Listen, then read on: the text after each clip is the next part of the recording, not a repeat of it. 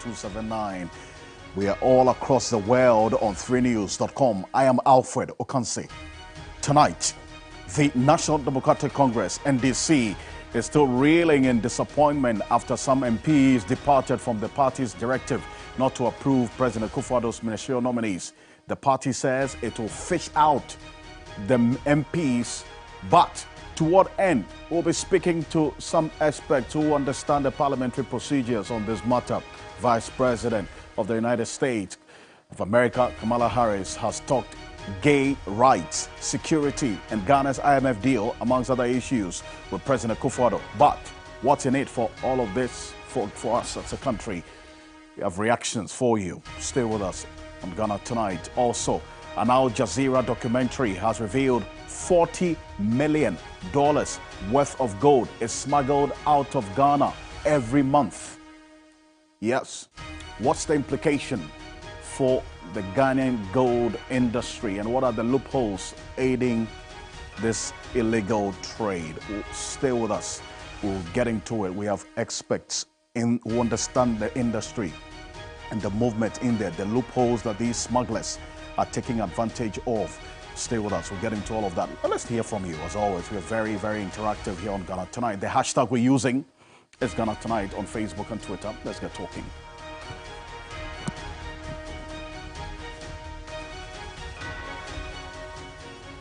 Let's settle for Ghana Briefs.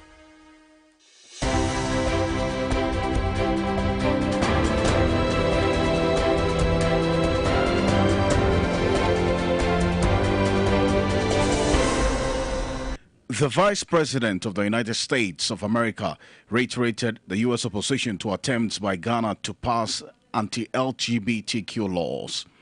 Kamala Harris was speaking as part of her three-day visit to Ghana in Accra. However, President Akufo-Addo said he is hopeful Parliament will do a good job on the anti-LGBTQ law before it. And I feel very strongly about the importance of supporting the freedom and supporting and fighting for equality among all people, and that all people be treated equally. I will also say that this is an issue that we consider, and I consider, to be a human rights issue, and that will not change. I have no doubt that the Parliament of Ghana will show, as it's done in the past, first of all, its sensitivity to human rights issues, as well as to the feelings of our population, and will come out with a responsible response. The United States says it will support Ghana in its engagement with the International Monetary Fund to secure a bailout.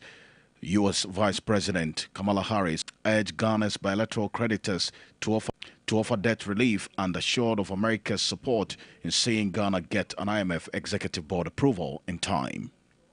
We support Ghana's engagement with the IMF and will continue to push for all bilateral creditors to provide meaningful debt reduction for countries that need it, including Ghana. We must work together as an international community to ease the debt burden that is facing far too many countries. It is critical to do so. Former President, the National Democratic Congress flag bearer hopeful, John Dramani Mahama, has said Ghana's financial stability and reposing confidence in the economy remains his primary focus in seeking to lead the NDC to another term in government. After appearing before the party's vetting committee, Mr. Mahama expressed optimism that should he make it through to lead the party to secure victory in the 2024 general elections, he will commit to reviving the economy. We're going to have two main agendas for a new NDC government. Of course, the first one will be taking steps to revitalize our economy and put it back on its feet. The Concerned Drivers Association has described as unreasonable plans by the National Road Safety Authority to ban commercial minibuses from long-distance journey. According to the group, that measure alone cannot end road crashes if equally important factors are not tackled. It follows the death of 9 persons in 2 separate accidents in the eastern region over the weekend. At times, they jump the gun by saying all these words. Road safety started this thing not today. Even the state itself now is using these Toyota buses for long distances, like Accra to Apulawu, Accra to Kumasi. They are using it because it's luxurious and it's durable and it's strong too as well. So them climbing down on those vehicles, to me, it is not the best.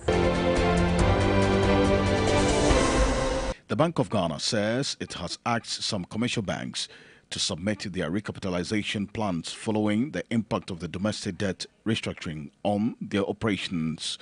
A number of the banks have their capital adequacy ratio well below the regulatory threshold of 10%, which means their ability to meet their obligations using their assets and capital is very low. Those banks that are currently reporting, capital adequacy ratios below 10% and below will be required to submit recapitalization plans.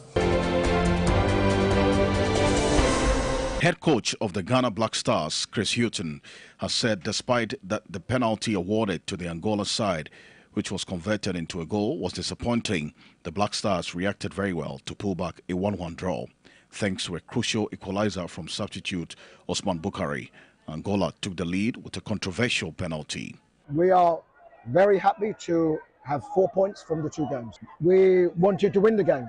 You have to approach every game to win it. And sometimes you have a setback, and the penalty was, for us, disappointing. But we reacted really well.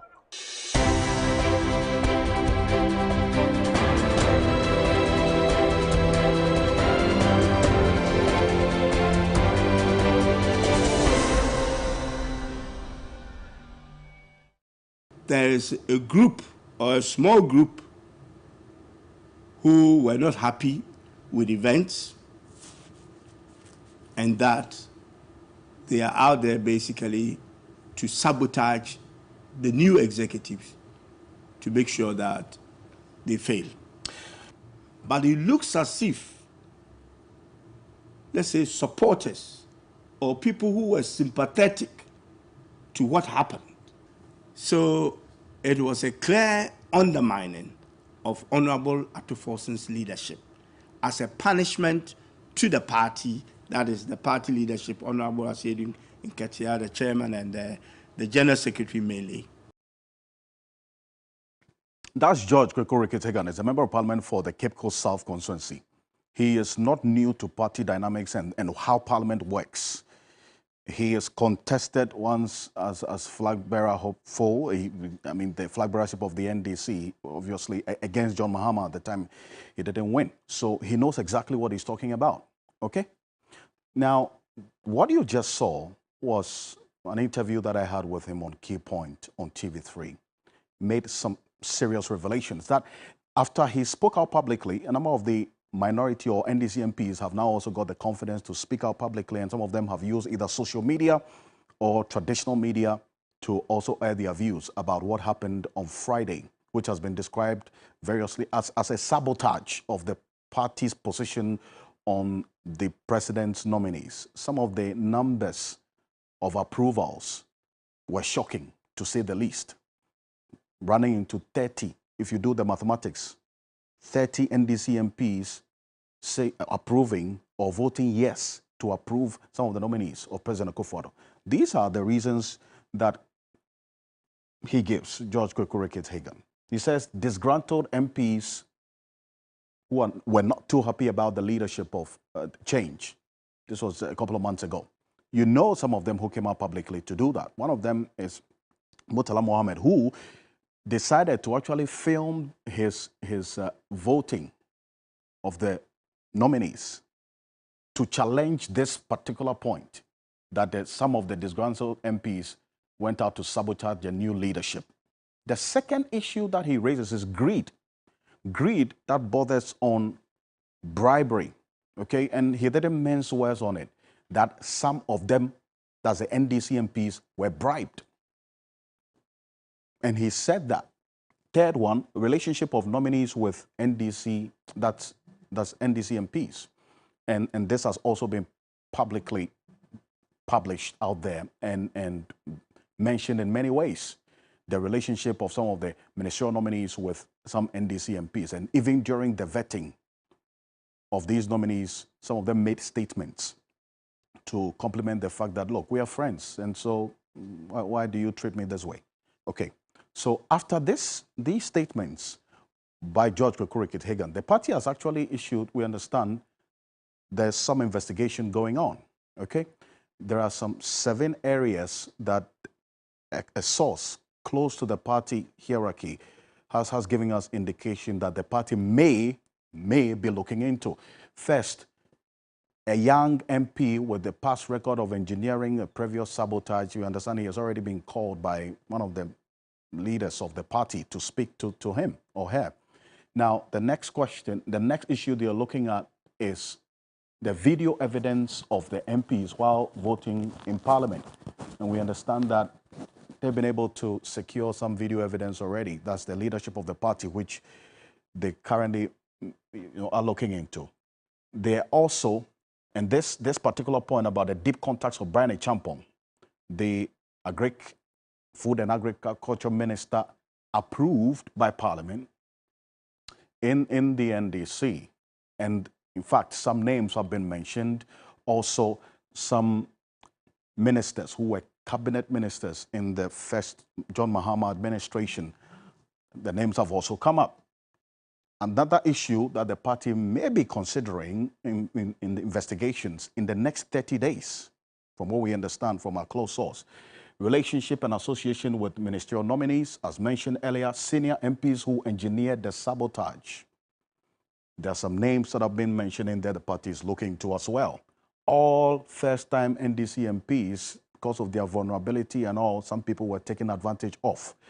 Some of the female MPs as well, except Abdullah Gomashi for the obvious reasons. Now, these are some of the people who have now come out to either post on social media or also grant interviews to traditional media. Dr. Clementa Park is MP for Bosa South. He posted on his social media handle. He says, "Dear traitor, I pray you are found out and publicly shamed. But even if you are not found out, your conscience will forever haunt you. The pain and agony your treachery has caused millions of party supporters and Ghanaians is upon your head. You will pay for the tears and sorrows of all those you have betrayed." This is Clementa Park, MP for Bosa South. He's not alone in this. Dr. Zanetta Rawlings is in there as well, MP for Korle Klottey constituency. She wrote quite a long one on her Facebook page as well. It says, "Alas, our founder is no longer with us." That's the late Jerry Rawlings. "But we have come too far to destroy our own legacy. We must course correct immediately. We need to return to the values and principles of which this party was built, including honesty, accountability, integrity, discipline, and commitment to our nation, Ghana." She continues that as a party, we have been drifting, and take note of this. Says, in her view, the NDC has been drifting from the principles and values, not so slowly. And I guess this is a wake-up call that this drift can no longer be ignored or brushed under the carpet. As I type and share this, I am cognizant of the usual abuse that some people are happy to hurl at anyone who dares to speak, okay?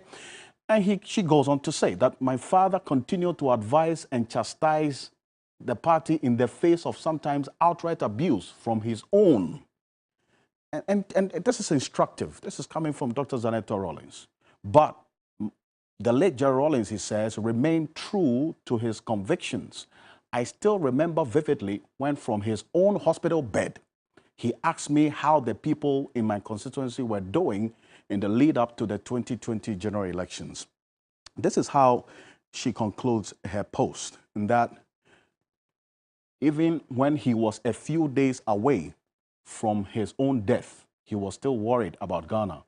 On Friday night, I felt this deep pain that may, goes on to say, the witness what happened to the NDC. He says that if her father was alive, maybe Antoine, Antoine would have been a place that they would have held all the NDC MPs to go there and swear whether or not they voted for or against the party's position. So these are issues that are coming up, and guess what?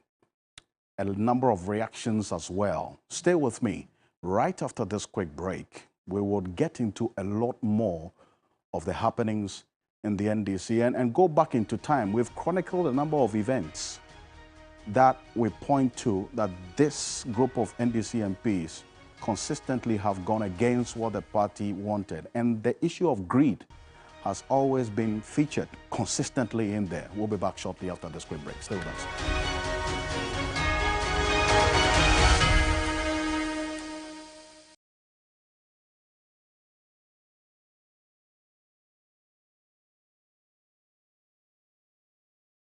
We're going to demonstrate to you the superior properties of Flamingo paint as compared to other paint brands on the market. We take equal quantities of Flamingo paint and this ordinary paint. We then dilute them with water. And now, let the test begin. The gentleman on the left is going to apply the ordinary paint, and the gentleman on my right will use the Flamingo superior paint. As you can clearly see, Flamingo has the obvious better hiding. Furthermore, Flamingo has painted a much larger area.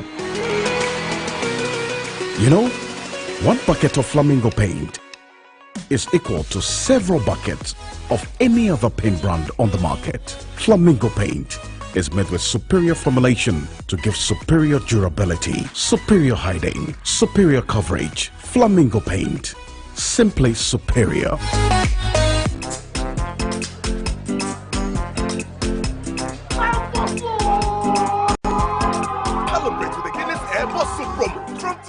Win your share of over 3 million Ghana cedis worth of prizes whenever you buy a bottle of Guinness, Star, or Origin. Dial *1000# to submit the code under the crown, and you can win cash, free airtime, and drinks. So, look sharp. This advert is FDA approved. Drink responsibly, not for sale to persons under the age of 18 years. Not recommended for pregnant women. Everybody knows Acrobato. And if you know Acrobato, it means you know M-Punch Homeopathic Clinic. M-Punch Homeopathic Clinic is my pillar. Let's hear what others are saying about M-Punch Homeopathic Clinic. Who will be careful M-Punch one? Chese na me ankasa me period na se problems wom ntina ma wo ho idea ma me papa chese na nya asem ketewa na me kwan point no mo hwe me modam no mo hwe bibia na so mo meduro me fire no ene ma won kra mienu kofro kwa na mkwan mu a eba and everything yourself me ma me no adwodwo eda ho a wontumi nante ene ne ko end point o mama no nura ene ne ho iden a watimi asori anante. That's end point for you. Papa Acrobato, hello. Hey, ohwehwe what che? Okay, a free bra wo di end point wa dance am me call you no me Johnson sema na enkoyie and person na my emre nyina na magina sebema na me no be fie for there the one dey nyina jaresa. You heard everything. I have secret. M-Punch is my secret. M-Punch Homeopathic Clinic. I'm free. Headache, toothache, pains? Worry no more. Introducing Alteco Cooling Patch. Aches and pains are things of the past. With Alteco Cooling Patch by your side, all you have to do is to gently take out the patch from the sachet and place on the portion that aches, and in a few minutes you have your relief. Alteco Cooling Patch is not suitable for children below 1 year. Available in Ecos Pharmacy, Farmer George Outlet, Chaska Pharmacy at Shaiman, Jamie Hatch Pharmacy at Denta, and the Palace Mall. For bulk purchase, call 0243-148469. Want relief from aches and pains? It's Alteco Cooling Patch. Grab yours now. This advert is FDA approved.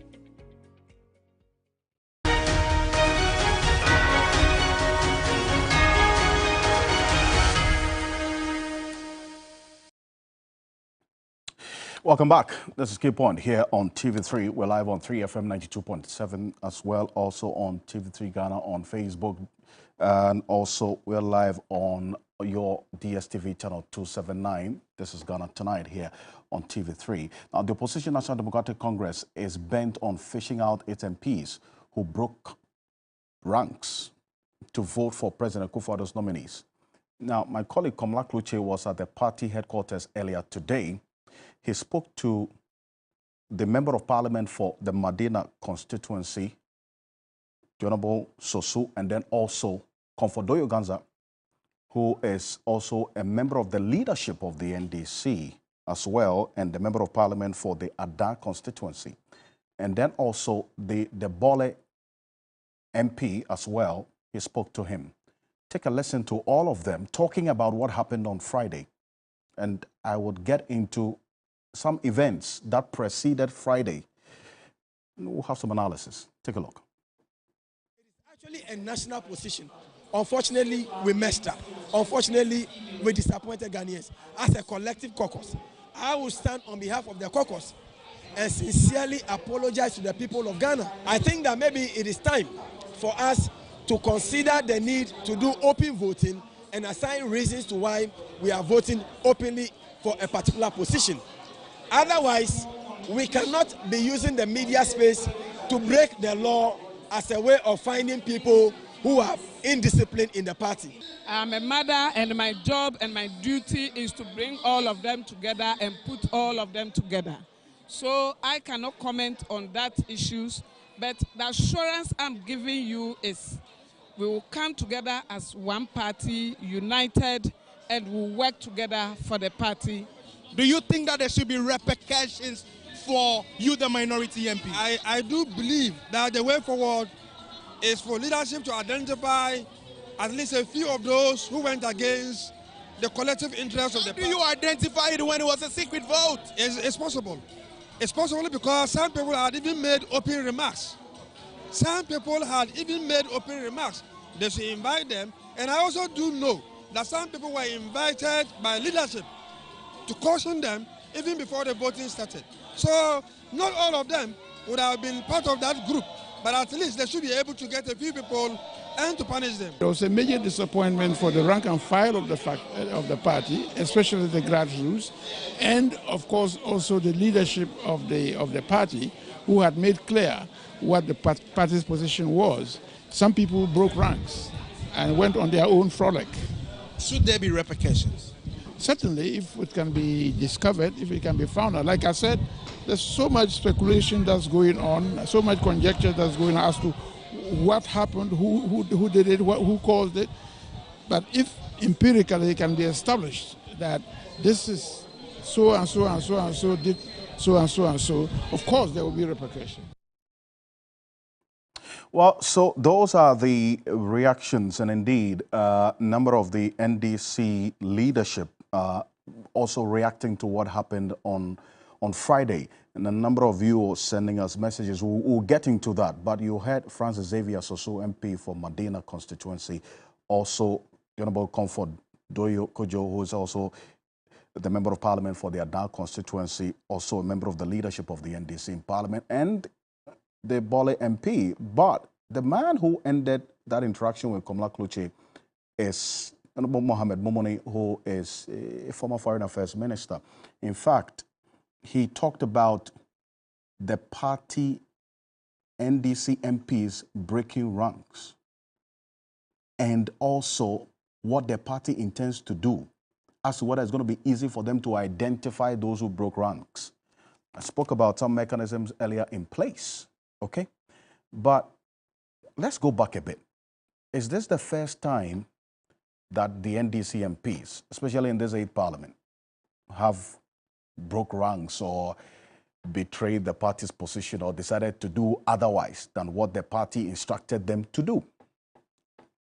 Or they actually promised that they were going to do something? Because prior to this, what we're hearing is that, according to my colleagues in Parliament, Komla Kluche, close sources, the NDC MPs met the hierarchy of the party, talking about the former president, John Mahama, and the leadership of the NDC, even before Friday. And they were made to sort of give assurances, and some kind of undertaking was signed in the midst of all this, including the chair of the party being in Parliament. And you saw that Johnson Echidun-Ketia was in Parliament on Thursday, Friday. Not even his presence could cause these MPs to go against what the party had instructed them to do. But take a look at this. If this is the first time, I'm going to show you, right? March 2020, this is the promise that the NDC MPs made. They said they will resist the compilation of the new voters register. The action, the NDC sued the EC in March 2020 to stop the process. The outcome, the Supreme Court ruled against the NDC, giving the EC the green light to compile the new register. Take a look at this. In March 2021, they said they will reject the appointment of Howard Kumsin, Kojo Ponkroma, and Dr. Freya Koto. These three. The action, they rejected their nomination at the committee level. But what happened in this instance was that the MPs decided to take part in the vetting of these nominees, but then rather reject their nomination at the plenary, as in not take part, as also were reject or vote against their approval. So you realize this one, there was a change in strategy. They thought that, okay, we're not going to reject them at the committee level. We'll rather take the action of rejection at the plenary because they learned their lessons here. Here was the outcome in March 2021. Even though they rejected their nomination at the committee level, the approval at the plenary was actually done on March 4, 2021. All the nominees who were rejected at the committee level, the appointments committee level, were approved at the plenary. Dr. Freya Koto had yes votes of 143 as against no of 121 and spoiled 1. Mavis Howard Kumsin had the highest out of the three, had 161 yes votes and 104 no's. Kojo Ponkroma also had 155 yes vote and a no vote of 110. This is in March 2021, okay? Note that in this instance as well, the party had issued a statement asking that they should not approve these persons. And the MPs came out publicly to say that that is exactly what they were going to do. Surprise, surprise. We got that outcome.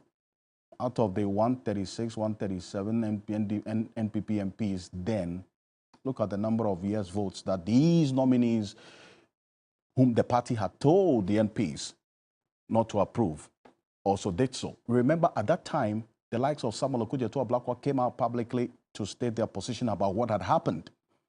And these suspicions of bribery came in there as well. And the greed that George Kwekuru-Hagan talked about also popped up in 2021. In March 2021, they said they will reject the appointment of Ken Ofori-Atta as finance minister. Well, guess what? They approved him by consensus. He was approved. In March 29, 2021, they said they will stop the passage of the e-levy and its implementation. They staged their walkout. Majority MPs passed it. The action was challenged to the Supreme Court by a private citizen, but lost. Let's take a look at it. Let's go on. And a few more, okay? In February, that's on February 19, 2023, this year, they said they will reject the appointment of the new ministers appointed by this government. That is the issue that we're talking about now. All the nominees have been approved with yes votes that baffled the many people who thought that, look, this trend was going to change. And I make reference to what happened in March 2021, and bear that in mind, and also what's happened in the case of these nominees as well, except that this time the rejection was done or was expected to have been done at the plenary, not at the committee level. So in February 2023, they said they will reject two Supreme Court nominees, Justice Ernest Yao Gao and Justice George Kingsley Kumsin. Well, they were rejected at the committee level. Guess what? On the 24th of March, they were approved. But the numbers were not as high as the numbers that voted yes in favor of the ministerial nominees. Take a look at this. In the approval of the justices of the Supreme Court, Justice Ernest Yao Gao got 138 yes and 134 no. Okay? And this was done on the same day, at the same night. Okay? So only two NDC MPs actually switched to vote yes to approve the judges. Same night that these ministerial nominees were approved. The second judge, Justice George Kingsley Kumsin, had 139 yes votes and 133 no votes. So in that instance, we had 130, that's about 3 NDC MPs, all things being equal, may have switched to the other side. I mean, if you're looking at, that's about 4 of them, because at the time we got to know that about 135 NPP MPs were present in Parliament on Friday, 135, right? So if you do the maths, you square it out and you see it.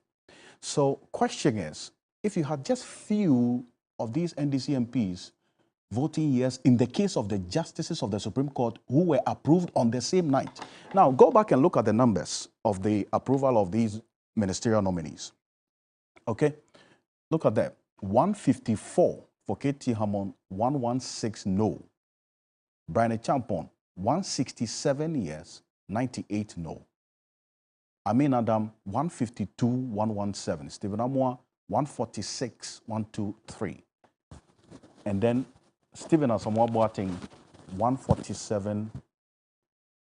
And then you have 122. No. So this trend, I mean, look at the numbers that approved the ministerial nominees, plus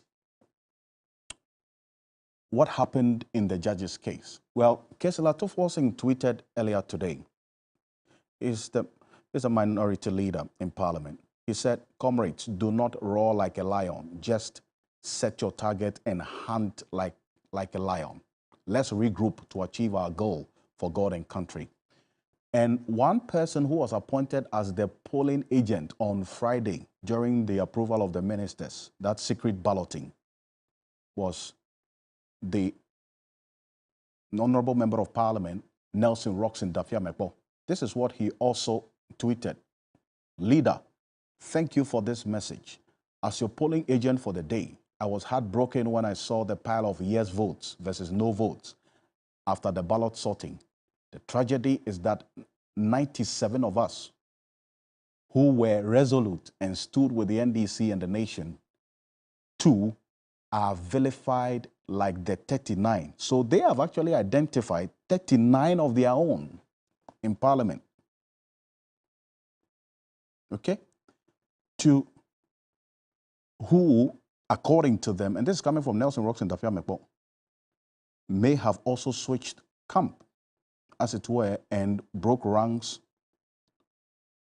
and approved the ministers as against what the party had told them not to do. So these are significant questions being raised in there, and how the party intends to identify these 39. This is according to Dafia-Mekpo in his tweet earlier today. So let's stay a bit further on this, okay? And let's go on to Zoom and do this quickly.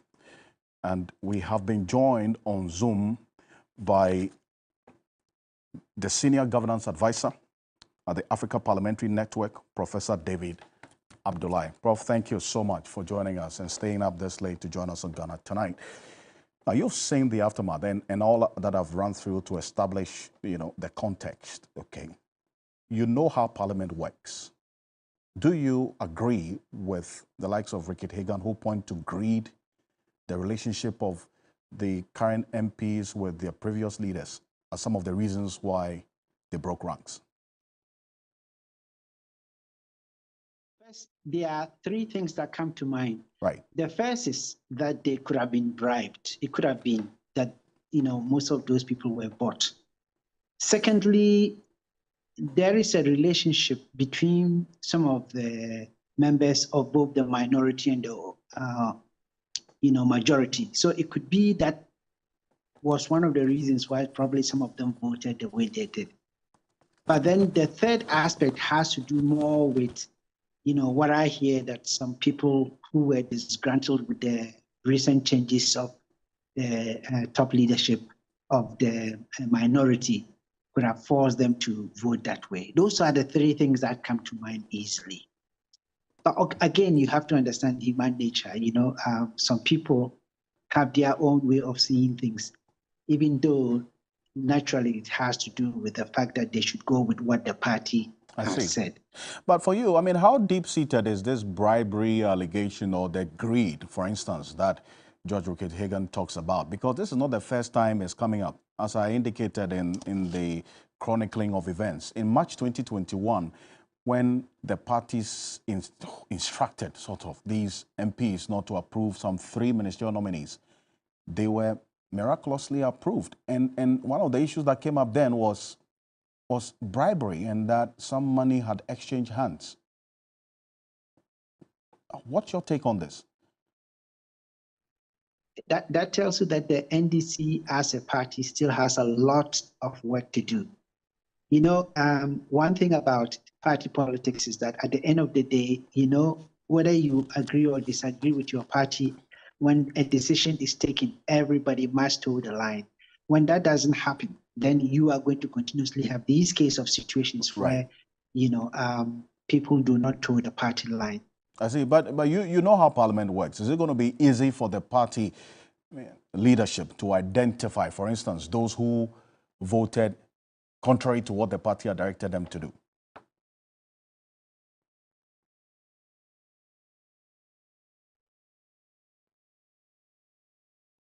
Hello, Prof. Well, I wouldn't say that. I mean, they are human beings, and we are in an environment. If you look at our TI, you know, Transparency International, you know, grade of our corruption perception in this country, it's rather high. So I don't think it should be. Well, in reality, in the ideal situation is for people that are leaders, that are MPs, you know, to have integrity. But it's very hard to say that in this part of the world. I see, but Prof, I was asking about the party's decision to, for instance, from what we're hearing, some of the MPs say that they already have a mechanism to identify those who decided to go contrary to what the party had directed them to do. Nelson Ross Interfiam report talks about some 39 of them. Is it going to be that easy to identify those who broke ranks? I don't think so. I think 1 or 2 people might be identified, but I don't think everybody will. You know, some MPs have said that they have actually taken pictures of their votes they casted to make sure that they told the party line and stuff like that. Yes, you can laud those people that voted to toe the party line, but it's going to be difficult, you know, to really find out all those people that voted, that didn't vote the party line. It can be said, but I think what they need to foster or concentrate on is, you know, trying to bring these people together and making sure that you build a much better cohesion rather than trying to look for 1 or 2 people that did not toe the party line. Like you said, this is not the first time it's happened. It happened before. What did they do about it? You know, it's not now that you're going to then go against, you know, the grain of people who already did it before and they are doing it again. So I would recommend that the party should, at this particular point, look at bringing their people together rather than looking for scapegoats or those people who did not toe the party line. I see. But and that's exactly what we understand they're going to do, based on the tweet by the leader of the minority in Parliament, Dr. Kesela Tofo, saying he's talking about regrouping and re-strategizing for the greater good. But, I mean, if you look at the relationship issue, as you also made reference to, George Rickett Hagan also said the relationship that some of the nominees had with the NDC MPs may have also played a role. I mean, that would be difficult to deal with, is it not? I mean, they will still continue to be friends as they've always been. What I'm saying is, if that is if they never trusted their people, then they shouldn't have had, you know, the secret ballots. So, you know, that is one way of stopping it. But if it is going to be secret, you cannot tell people. Well, look at even what happened with the choosing of the Speaker of Parliament. There were some people in the majority party who voted for him. That's how he became a Speaker. So I think human relations is very hard to try to extract, even though people might be in different political parties. They could be brothers or sisters. If they disagree in Parliament, that doesn't mean they disagree outside of Parliament. So it's going to be difficult. The best thing to do, in my opinion, is for the party to begin looking at bringing its people together and trying as much as to be cohesive. than wasting their time looking at those people who did not toe the party line. And there must be a reason why. They should try to find out what the real reason is. It shouldn't be to go after people who did not toe the party line. I see. Now, there's one issue as well that even though Rickett Hagan, they don't mention, or the other MPs have not made reference to, the issue about the whipping of the NDC MPs in line to effectively carry out the party's directive. Some have also pointed fingers at the inefficiency on the part of the new leadership to have effectively whipped these MPs in line, but rather left the whipping responsibility to the party to do so. And so some of them were not happy about that and decided that they were going to now do their own thing. I think I would say the party leadership was overzealous. I mean, you have a situation where people are still brooding over the fact that there had been changes in the leadership in Parliament. That is enough, but to monitor, I hear that the chairperson of the minority party was actually in Parliament. For me, I think that was too much. You didn't need to do that. But I think, nevertheless, what has happened, it still tells us that our democracy is actually functioning. And not only is it functioning, that, if this happens, and it happened to be that we continue with that, at the end of the day, other people in the majority party, when they have to vote on things and they do not agree, but some do agree with the minority, it should happen. But now, whether you agree or not, everything must be the way everybody is voting. And I think it's a little bit different, because if you go to other parts of the world in parliaments, sometimes you have disagreements, and people sometimes vote. If it's in the United States, for example, the Republicans, sometimes some of them vote with the Democrats and vice versa, depending upon the issue. So I think it was just too much. It needn't be. And I think those MPs have a reason to complain. Indeed. And that's exactly where the issue really is, as to whether the complaint is going to end or not, and how the coming days will look like. But, Prof, I thank you so much, and I need to apologize for that poor quality in the Zoom connection. We may have to end the interview here. We'll try to rectify that, but I thank you for the point well made. We'll see how the coming days will look like in terms of the strategy they intend to employ to identify the 39. Now, we are hearing a number has been put to it by Nelson Ross in Dafiamepo. Professor David Abdullahi, Senior Governance Advisor, Africa Parliamentary Network. Thank you so much for your time on Ghana Tonight. Now, let's go to the visit of the Vice President of the United States of America. She reiterated that the United States is opposed to attempts by Ghana to pass anti-LGBTQI++ laws. Kamala Harris was speaking as part of her 3-day visit to Ghana earlier today. Take a look. A great deal of work in my career has been to address human rights issues, equality issues across the board, including as it relates to the LGBT community. And I feel very strongly about the importance of supporting the freedom and supporting and fighting for equality among all people, and that all people be treated equally. I will also say that this is an issue that we consider, and I consider, to be a human rights issue, and that will not change. Only last week? Well, this issue is never going to go away, and questions have been raised as to why this comes up consistently, and whether Ghana hasn't been strong enough in its position on this matter so as to send the strongest signal to anybody about it. So there's always that issue comes up every now and then. But President Akufo-Addo had a response. Okay, take a look. The bill is going through the Parliament. It's going through the Parliament. The Attorney General has found it necessary to speak to the committee about it regarding the constitutionality or otherwise of several of its provisions, and the Parliament is dealing with it. At the end of the process, I will come in. But in the meantime, the Parliament is dealing with it. And I have no doubt that the Parliament of Ghana will show, as it's done in the past, first of all, its sensitivity to human rights issues, as well as to the feelings of our population, and will come out with a responsible response. Proponents.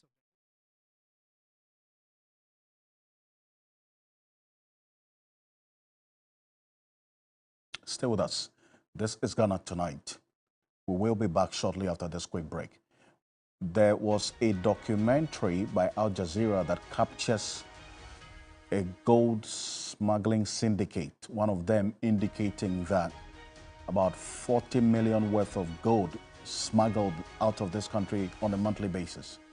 We'll speak to someone who knows this industry quite well to understand what's going on. Stay with us. We'll be back shortly.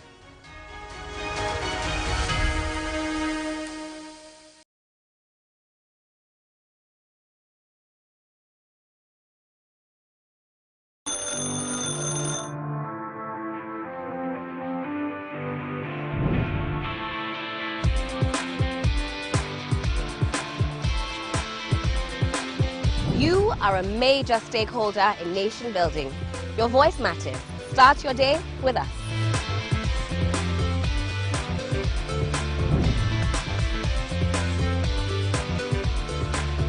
We simplify the conversations, break down the jargons and technicalities.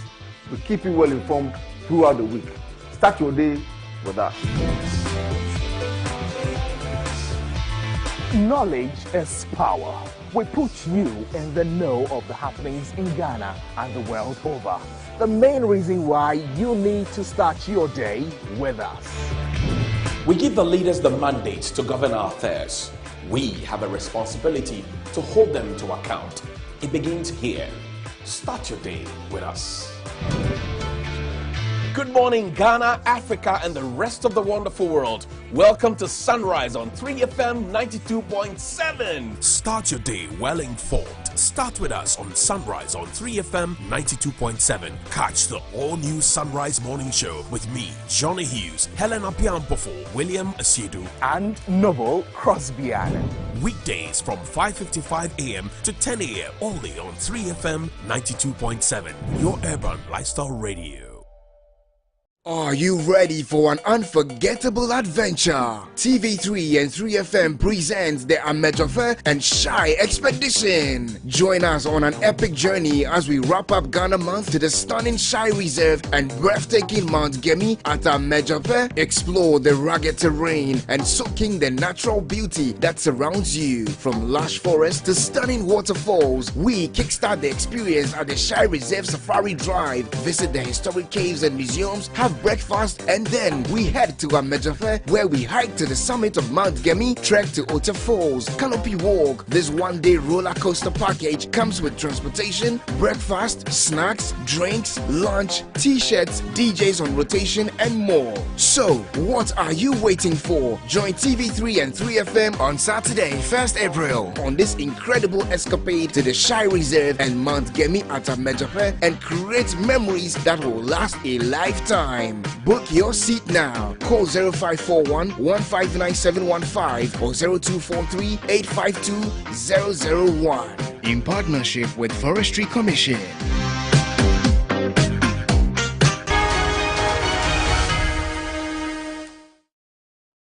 Welcome back to Ghana Tonight. The investigative unit of Al Jazeera broadcast the first episode of a 4-part investigation into gold smuggling in Africa titled Gold Mafia. And a number of you have seen this. While the first episode focuses on Southern Africa, particularly Zimbabwe, Ghana was named in that documentary. One of the main characters, one Alistair Matthias, told undercover journalists posing as Chinese criminals that he is able to smuggle $40 million worth of gold out of Ghana every month. And that's actually just one smuggler saying that. So you can imagine what's happening with the others. Take a look. Matthias is also a gold trader. He's a financial architect who builds money laundering schemes for corrupt politicians. Thank you for coming. No. Understood, as I say. This is money. partly from Dubai. Yeah, Ewan was saying you helped the Russians. Yes. Shut up. We want to make sure that the mechanism works. Okay. I've been doing it for about almost 13 years now, 14 years. Matthias offers to launder Mr. Stanley's money through his gold trading network across Africa. Ghana, I do one ton, so I do $40 million every month out of Ghana. This region, I do what? Probably about 500 to a ton again. Yeah. So I do roughly about $70, $80 million every month. So we can export from Zambia, I can export from South Africa. We have a company in Zambia, Angola, Mozambique. We can export from anywhere. Well, there you have it. Look, you can decide to see it as a bluff, or he was just trying to put a lot more value on himself, or it's actually the reality. Stay with me. Dr. Tony Obin is the president of the Africa Institute of Extractive Industry and a former chief executive officer of the Minerals Commission as well. So he knows this sector. Dr. Tony Obin, thank you so much for joining us on Ghana Tonight. I mean, you've got a glimpse of this documentary talking about this smuggler who is saying he's able to smuggle $40 million out of this country, gold. I mean, what's your first reaction to this this particular claim that he makes? Very worrying under the circumstances. Really, I have read elsewhere that in Africa as a whole, quite a significant amount of money is lost through gold smuggling. That's very worrying because, you know, we need the gold. We need the foreign exchange that it brings and all other things that are related. So it's quite disappointing that you hear about this, but that is possible. It is not impossible that people could smuggle gold from outside, I mean, from our country. Mm-hmm. This is simply because commodities like gold and diamonds, they are very small in volume, but big in cash. They are unlike bauxite and manganese, where there's high volume, low value. So I think it makes it easier for people to actually smuggle it outside where they were produced. I see. So it's quite unfortunate. With the report that we are hearing, we saw if writers have written about that, and then of course the Al Jazeera report also. So it's worrying for the country if these reports are confirmed to be true. But I must quickly add that smuggling of these minerals is a very dangerous activity. Our laws frown very strictly on it. I think our Criminal Offences Act 1960 Act 29 actually makes it an offense that in the past was, if you were found guilty, you have a death sentence. So it's a very strange and very, very important thing to the country. I know that law has been amended, but at least if you are caught, you would be in prison for not less than 25 years. I see. You see, that's where the issue is, because you say it's a serious offense with very serious punitive measures or consequences. But people are engaging in it, regardless of these serious consequences or punitive measures you talk about. So what are the loopholes being exploited by these smugglers? You're right. So, high risk, high returns. Now, one of the ways to do it is just to carry it on you and then travel by road through any of our porous, areas, our porous borders. The borders between Ghana and Togo, Ghana and Ivory Coast, Ghana and Burkina Faso is quite porous, partly because of the contiguity of our culture, of our tribes and all that. So people live at the other side of the border and they come from the other side. So it makes it quite easy when people have these low volume minerals and they are trying to walk out with it to other countries and then smuggle that from there. Again, there is another way of they call it re-exporting. You know, people would drive to Togo and then present the mineral there as if they were produced in Togo, and then they were sent. They'll probably even come back to Ghana for re-exporting, but it won't go into a record as having been produced by us. So that is also possible. And of course, anyone who is involved in smuggling would be very, very tactical, very strategic, and very intentional in trying to get the material out. And sometimes, and most time, they outsmart our border officials. And I will not rule out completely the connivance of our border officials as well. I mean, I don't have any fact, but it's not impossible that some of these people can entice our unsuspecting border officials. And in fact, it's that point I want to stay with you a bit on, Dr. Tony Obeng. So for you, looking at the volumes of gold smuggled out of the country, at least the value that this person in this documentary say $40 million every month. It cannot in any way be done without officials either aiding the process or reneging on their responsibilities. Say 100% so, but I would say that to some extent they may be involved. To some extent, they may also not be involved knowingly. For instance, if there's re-exports from, let's say, Togo or Abidjan, we know that they don't produce any significant quantity of gold in Togo. But if gold is brought from Togo because they managed to take it out first to Togo and then now export it genuinely through our borders, well, they would have used the normal system to outwit our own border officials. I mean, there might be a few, it would not be the most significant part, occasions where there will be collusion right from the border post through to the aircraft or the vehicle that takes that mineral out of this country. But it's only possible because these are minerals that are not big, they are not bulky. I mean, you can carry 10 kilos of gold in your bag and then take it through Togo, come through Togo and say, look, you brought it from Togo, so you're exporting it to, let's say, Dubai, and that's it.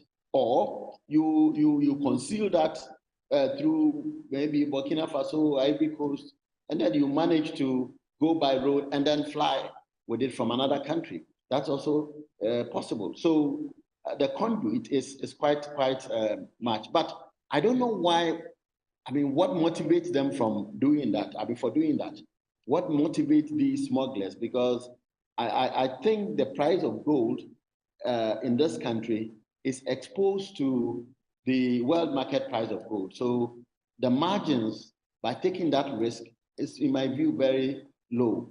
But of course, if you are getting more low margins in big volumes, you are likely to pursue that. But I would have thought that it wouldn't be a business that people would have to be engaged in, given that we sell the gold almost at the world market price. Well, but you look at the world market price of gold, it's actually rising. So you can understand why that this is going on. But Dr. Tony Obeng, thank you. Thank you so much for your time on Ghana Tonight. Dr. Tony Obeng, President of the African Institute of Extractive Industry, former Chief Executive Officer of the Minerals Commission of Ghana. Appreciate your time. Thank you as well for staying with us here on Ghana Tonight. On behalf of the rest of the team, we appreciate your company. Join us same time tomorrow at 10 p.m. for a conversation. I am Alfred Ocansey. Have a good night. This is brought to you by Flamingo Paint. Superior durability, superior hiding, superior coverage, simply superior.